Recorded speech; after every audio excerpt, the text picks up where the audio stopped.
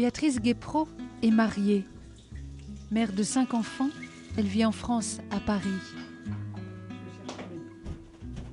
Son expérience avec le linceul l'a emmenée là où elle n'avait pas prévu d'aller. Aujourd'hui, vice-présidente de l'association Montre-nous ton visage, elle sillonne différents pays pour transmettre cette lumière qui, pour elle, jaillit de ce linceul et traverse sa vie. À 20 ans, on vit une épreuve familiale. Notre mère tombe malade, gravement malade. On assiste à l'impuissance des médecins, à la dégradation et à l'agonie et à la mort. Et pour moi, c'était très rude.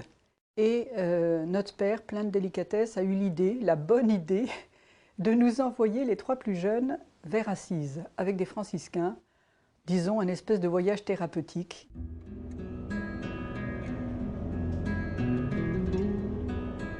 Faisant escale à Turin, c'est dans la cathédrale que Béatrice découvre 2 reproductions grandeur nature du linceul.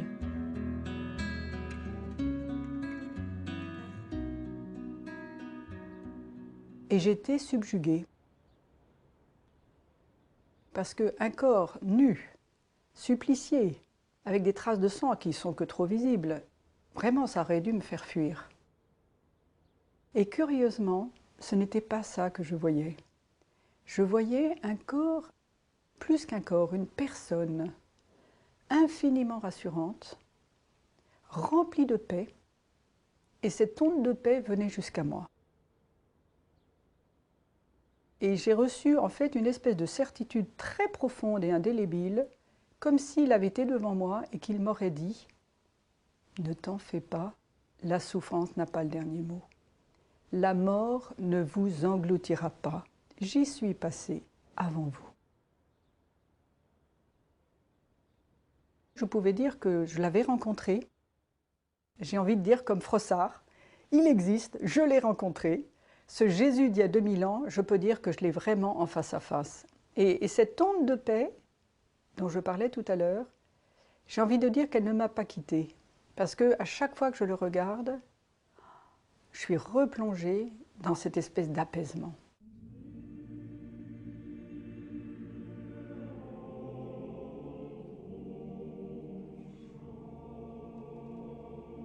Le Verbe s'est fait chair. Le Logos.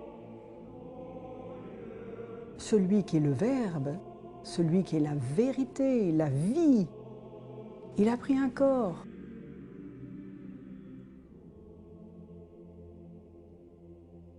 Il s'est mis à notre portée pour que nous, on puisse retrouver notre dignité.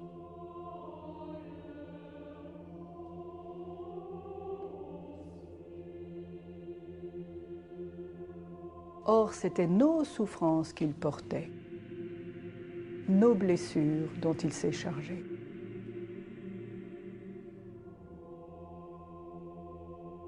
C'est comme s'il avait pris le pire sur lui pour nous aider à reprendre souffle et à continuer à vivre après nos épreuves.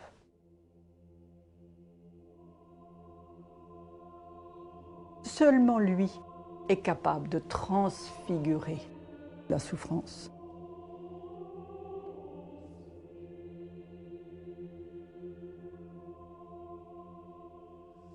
Le corps ressuscité, il est sorti de ce tissu de mort. Et justement, il nous invite à ce surgissement, à ce rebondissement, pour nous montrer qu'on ne va pas rester dans les creux de vague, mais que sa seule présence est en soi rassurante et qu'elle peut tout inverser.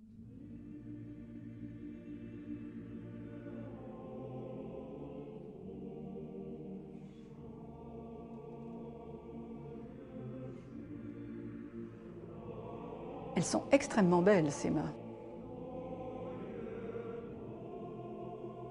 Quand je pense que ce sont ces mains-là qui ont multiplié les pas, qui ont béni les enfants, qui ont touché les aveugles.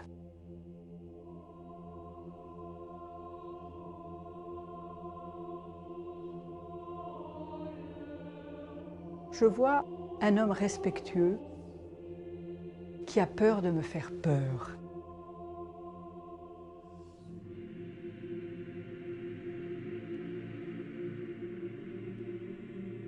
Parce que Dieu est timide. Dieu est timide parce qu'il est mendiant d'amour. Ce Dieu tout-puissant qui peut faire valser les galaxies, eh bien, il est démuni devant moi parce qu'il attend que je sois prêt à ouvrir ma porte.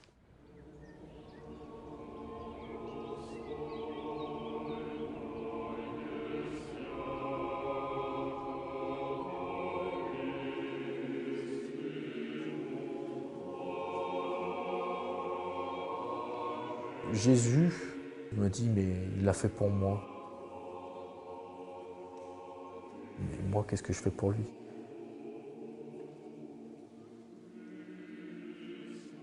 Jésus, il m'apporte son linceul. Moi, quand je vais mourir, que je veux voir Jésus, mon linceul, comment il va être? Il va être tout blanc, preuve de mon égoïsme, mon repli sur moi, ou il va être taché de sang, de sueur, preuve de ce que j'ai fait pour les autres, de mon sacrifice.